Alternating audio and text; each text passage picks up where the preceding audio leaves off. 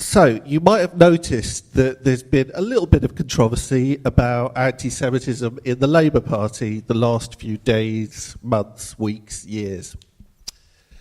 I want to draw your attention to one important dynamic in this controversy.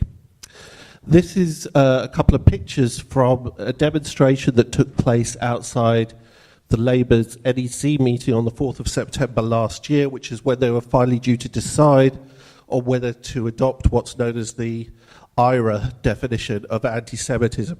The specifics of that definition and whether it should or shouldn't be adopted is not really what I'm interested in here. What I'm interested in is the fact that there were Jewish demonstrations, Jewish-led demonstrations, both for and against. You can see the one up there that's a guy in the middle with a megaphone. It's a guy called Jonathan Hoffman, who's a very well-known Jewish pro-Israel campaigner. People down there, you could see activists from a Hasidic Jewish sect called Neturei Karta, together with the secular Jewish leftist organization, Jewish Voice for Labour. And this is absolutely central to the dynamic of the controversy of anti-Semitism within the Labour Party. That you have one set of Jews making accusations and one set of Jews defending against those accusations. And that leads me to argue that the heart of the problem of anti-Semitism in the Labour Party is not actually anti-Semitism, it's actually philo-Semitism. Are people here aware of what that word means? Philo-Semitism means being attracted to Jews, interest in Jews, love of Jews. So my argument is philo-Semitism is absolutely at the heart of this controversy.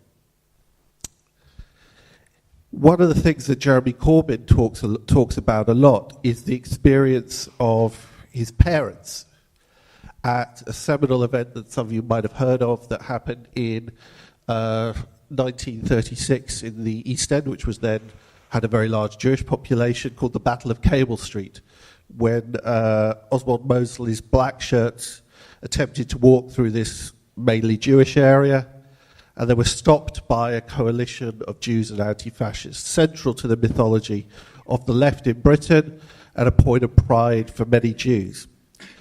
And by situating himself, or at least his mother, at the Battle of Cable Street, Jeremy Corbyn was, I'm sure with all sincerity, identifying with the tradition of Jewish anti-fascism. Much of it was, at the time, certainly non-Zionist or even anti-Zionist, although some of it was also Zionist as well. Jeremy Corbyn has a long track record of associating with Jews in a positive way. Some of you may have seen the picture from this news story that happened in Passover last year, where he attended a Passover Seder meal organised by the Jewish radical group Judas. Did anyone see this? It contained the Daily Mail put a fantastic headline on it, which is they waved a beetroot in the air and shouted, "Down with capitalism." Best headline ever. And again, this was something that Jeremy Corbyn was extremely comfortable with, associating with the modern day heirs to this radical, secular, anti-Zionist left tradition. And we see this pattern also on the right, where people who have been accused of anti-Semitism on the political right often, although not always, have a long tradition of associating with Jews in a positive way. Has anyone heard, you've probably seen the guy on the right, that's Steve Bannon, as far as I'm concerned, racist, probably anti-Semitic activist now that he's no longer in Trump's administration. Anyone recognize the guy with the beard? Yep. Yeah, well, that's not his name, but he wrote a book called Kosher Sex. He's called Shmuley Bateach, who used to be a well-known person here. He was an Orthodox rabbi in Oxford. He's now styling himself as America's rabbi, although as far as I can tell, he's the only one who calls himself America's rabbi. So this was, and you could see other examples of this, where far-right figures have warm relations with a particular kind of Jew. One of the problems of this is that of philo-Semitism generally, is when an idealized fantasy of what a Jew is and should be meets the reality that Jews are a very diverse people. This is a book, Julie Burchill, the writer Julie Burchill wrote a book, came out a few years ago, called Unchosen, which is about her love affair with Jews, about her philo-Semitism. But interestingly, she also has a tradition, also has a history of horrific rows with Jews. This is a rabbi called Elizabeth Sarah, one of the two first lesbian rabbis ordained in the UK at Leo Baeck College, where I currently teach. She's a rabbi in Brighton, where Julie Burchill lives, and Julie Burchill was considering converting to Judaism. And she started going to the synagogue where Ellie Sarah is the rabbi, but it all went horribly wrong. And one of the reasons it went horribly wrong is that Julie Burchill finally discovered that she was a rabbi that had, amongst other things, a history of Jewish-Muslim dialogue. One of the things she said in a bitter email denouncing her was saying, "Your rabbi supports pig Islam." So this is what happens sometimes when a fantasy Jew meets a real Jew.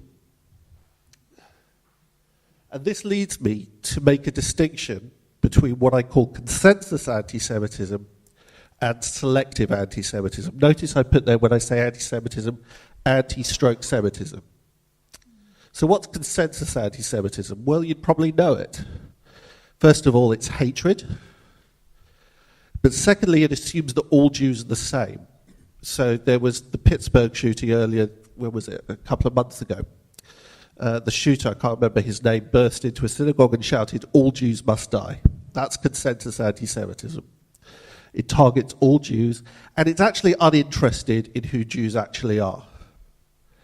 And it is and this is vitally important, it is recognized near universally by Jews as anti-Semitism.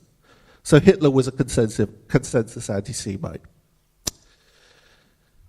In contrast, selective anti-Semitism is a mixture of love and hate. And it recognizes Jewish diversity, here misspelt. It targets some Jews for love and some Jews for hate. And it's fascinated by Jews, almost to the point of obsession. And it causes conflict amongst Jews, like we've seen in the Labour Party, over what is and isn't anti-Semitism. And this is I think this is a vanguard of an emerging trend within racism more generally, where anti-Semitism forms the avant-garde, if you like. What I call selective anti-racism, and here that I think has relevance for Muslims in Britain too. And I think there are two types. The first type is to select some minorities over other minorities for love and hate. And the second type, and they often merge into one in practice, selecting sections of minorities over other sections. So the type 1 selective anti-Semitism, here's a good example of that.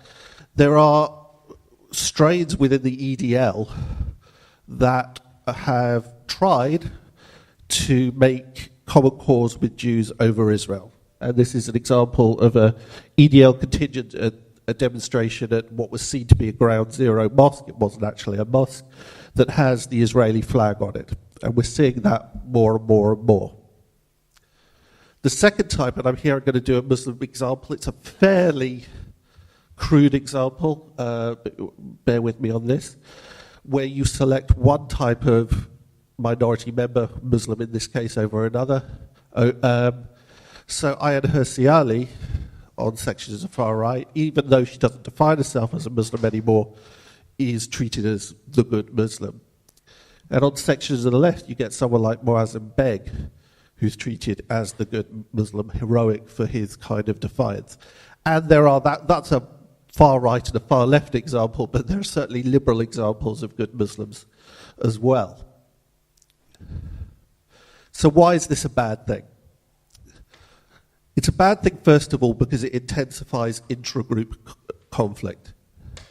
You've seen in the Jewish community, I'm sure you've seen all the controversy over anti-Semitism, but what you might not have seen is the intense conflict that it has caused between groups of Jews, which has been very, very toxic. Second of all, it makes anti-racism conditional.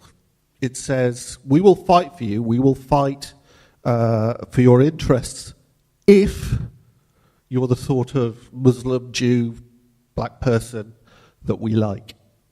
In fact, you could almost say it actually makes true anti-racism impossible. It also makes collective action against anti-racism difficult as well, for the same reason. So how do we respond to that? Now here I'm going to move from talking about these issues from a Jewish perspective to actually suggesting something. And just before in the last couple of hours, I've been thinking maybe this is a bit too didactic of me. It's not really up to me as a Jew to come to a predominantly Muslim conference and say what Muslims should be doing. So the way I'd like to reframe this is this. First of all, is to say don't make mistakes that we've made. Selective anti-Semitism is now far advanced to the point where it's very difficult to do anything about it. Selective Islamophobia, selective anti-racism is, in my view, just starting. Anyway, so if we could go back 10, 20 years, this is what I would suggest that Jews did. First of all, the most important thing is to refuse love. When people say, I wish more Muslims were like you, I wish more Jews were like you, whatever it is, that is the time to keep them at arm's length. You shouldn't be co-opted into anyone else's agenda. Second of all, in my book I talk about solid solidarity. I think a central part of anti-racism should be reframed as defending people you despise. That means, for example, that Jewish anti-Zionists who love Jeremy Corbyn should be defending the Jewish Zionists they hate. And in the Muslim community, I'm sure you don't need me to spell out what the implications are for that. The strongest type of solidarity is not based on love. It's based on a gritty determination to sullenly get on with others. And finally, and this is the belligerent me talking, I really think it's important to make the offer, and I do this in the conclusion to my book, hate all of us or hate none of us, and never ever love us. I don't want to be loved as a Jew. I quite like being loved for being Keith. I don't want to be loved for being a Jew. And either do racism properly and hate every Jew or every Muslim, or don't be racist at all. Because after all, the real racists, the consensus racists, do it a hell of a lot better than selective ones do. Thank you.